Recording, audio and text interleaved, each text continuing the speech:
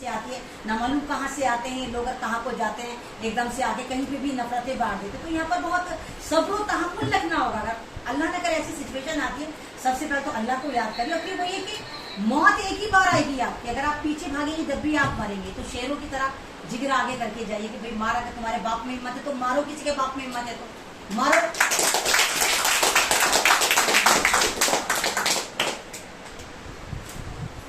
अगर इस तरह का कोई सवाल आपके पास है तो बताइए। मेरे पास 3 साल का बहुत भयानक एक्सपीरियंस है, पिटने का, छिदने का, गालियों का, हमले का, पीछे का। लेकिन अब बिना वजह ढीठ हो गए, परफेक्ट ढीठ हो गया, फर्क नहीं पड़ता किसी बात का। मेरे फेसबुक पेज पे आरएसएस की नजर रहती है, जब भी मेरी कोई वीडियो वायरल होती है उसको फौरन उसको फिल्टर लगा देते हैं। मेरे जब मैं लाइव करती थी 3,500 लोग देखते थे, आज 100 भी बड़ी मुश्किल से देखते हैं। लेकिन किसी से पूछो, हाँ हमने आपका लाइव देखा। लाइव सब देखते हैं लेकिन मुझे नजर कम आता है, ताकि मेरे हौसले टूट जाए। मेरे हौसले फिर भी नहीं टूटे, जितना ही मुझे दबाते मैं और आगे और आगे और आगे जाती हूँ। मैं कहती प्यार से मांगोगे अपनी खाल की जूती बनवा के दूंगी, गुस्से से मांगोगे अपने सर का बाल भी लेके दिखा दो बिना मर्जी की। मैं तुम्हारा पूरे सर के बाल उखाड़ दूंगी लेकिन अपना नहीं दूंगी, बाल दूंगी। तो बस ये हौसला हो, डरिए किसी से मत। और अपने घर में भी गाइडेंस करिए। जैसे मोस्टली यही होता है, खासकर मुस्लिम समाज में, जिस समाज से मैं आती हूँ, वहाँ पर ये होता है कि बेटियों को एक तो करा जाता है, नहीं तुम नहीं बोलोगी, पराए घर जाओगी, लोग क्या कहेंगे, इसकी बेटी थी, बेटा दूसरे को फेर ले दो। तो वो दूसरी कौन होगी फिर? वो दूसरे घर में तो यही आवाज निकलेगी, बेटा तुम मत बोलो। तो फिर वो पहला अपने घर से क्यों ना करें? तो हर यहाँ पर हमारे जो भाई लोग हैं, हमारे जो हमारे बुजुर्ग हैं, हमारे घर में दादा लोग हैं, नाना लोग हैं, हमारे अब्बाजानी लोग हैं, हमें उनको कहीं ना कहीं कन्विंस करना पड़ेगा कि हम ये नहीं कह रहे कि हम तीर त्रिशूल तलवार लेके लड़ने निकल पड़े, जिहाद नहीं चल रहा है यहाँ पर। लेकिन हाँ, हम अपनी सही बात को तो कम से कम सामने वाले के दिमाग में रख सकते हैं। और बहुत सारी चीजों का जो सॉल्यूशन होता है वो जबानी होती है।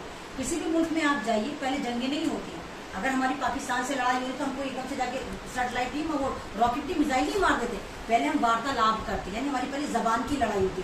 जबान में लड़ते लड़ते हमारी इतनी तलखाट आ जाती, फिर हम मिसाइल मारना शुरू कर देते हैं। तो जबान जो है वो मीठी भी है और जबान जो है कड़वी भी है। जबानों से ही जंगें जीती जाती हैं, जबानों से ही जंगें हारी जाती हैं।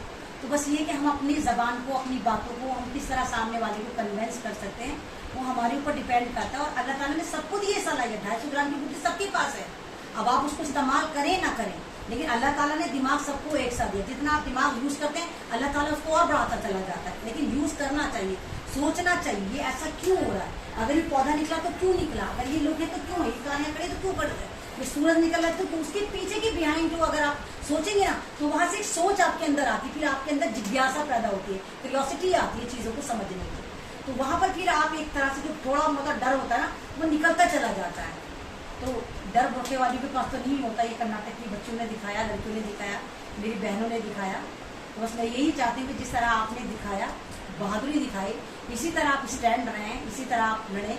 लेकिन बस अपनी जबान को कंट्रोल में करके हमें इनकी नफरतों का जवाब भी हमें मोहब्बत से ही देना है। कुछ भी हो जाए हमें बदतमीजी नहीं करनी, क्योंकि ये हमारे संस्कार, हमारे आदर्श, हम जब आते हैं किसी भी समाज से, तो हम कहीं भी खड़े होते तो हम अपने खानदान का शजरा बता रहे होते हैं। हमें देख के हमारा खानदान जस्टिफाई होता है, अच्छा इस खानदान की है, बोली से पता चल जाता है, पता नहीं इस खानदान की रही होगी, इसकी बोली से पता चल रहा है। कहते नहीं कहते, आप लोग बहुत सारे कह देते होंगे, अच्छा इसकी लैंग्वेज बता रही है, किसी उठाईगीर खानदान की होगी, अच्छा इसका बता रहा है कभी से जिंदगी में नमाज नहीं पढ़ी होगी, बोलते नहीं बोलते। तो हम जो है एक पूरे खानदान को, एक पूरे समाज को रिप्रेजेंट करते, तो हमारे ऊपर बहुत जिम्मेदारियां होती हैं कि जब हम कहीं जा रहे होते हैं तो हम अपने खानदान की, अपने समाज की, अपने कौम की, अपने दीन की एक बहुत पॉजिटिव छाप छोड़कर आए, ताकि लोग याद करें, हाँ देखो ये उस खानदान की थी, देखो ये इस्लाम की बेटी थी, देखो कितने जबरदस्त ठंडे मिजाज के लोग होते हैं। क्योंकि बदनाम तो हमें यही करा गया ना कि इस्लाम तलवार की नोक पर फैला, इस्लाम को लोगों ने डरा डरा के करा। तो वो चीजें आप तमाम लोगों को समझ के आगे बढ़ना हो, गुस्से में नहीं आना। जब गुस्सा दरूद शरीफ पढ़ना शुरू कर दिया, गुस्सा खुद ही रफू चक्कर हो जाता है। कोई सवाल हो तो आप मुझसे पूछ सकते हैं।